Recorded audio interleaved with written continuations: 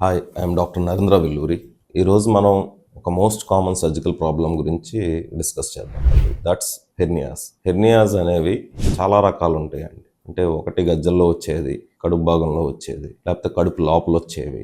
Okay, అలా ఉంటాయండి. గజ్జల్లో వచ్చాయంటే మోసుకొని బొడ్డ జారింది, పేగి జారింది, అలా వింటాం మనం. ఇవన్నీ కూడా హెర్నియాస్ అంట. అసలు హెర్నియా ఎందుకు వస్తుంది? హెర్నియా అనేది ఒక కండరంలో వీక్నెస్ రావడం వల్ల కానీ, ఒక న్యాచురల్ ఆర్ఫీజ్లోకి వేరే పేగి జారడం కానీ, ఇలాంటివి జరిగేవన్నీ కూడా హెర్నియాస్ అంటాం. యూజువల్గా కండరంలో వీక్నెస్ వచ్చేది. అండ్ హెర్నియా చాలా మందికి ఉండే ఒక డౌట్ ఏంటి అంటే, హెర్నియా ఏం చేయాలి, ఎప్పుడు చేయాలి, ఎలా చేయాలి, ఇవన్నీ కూడా డౌట్ ఉంటాయండి. హెర్నియా అనే దానికి మొదటగా గుర్తుపెట్టుకోవాల్సింది, there is no medical treatment for hernia. మందుల ద్వారా హెర్నియా అనేది తగ్గదు. హెర్నియా అనే దానికి the treatment solution is surgery. సర్జికల్గా there are n number of options available.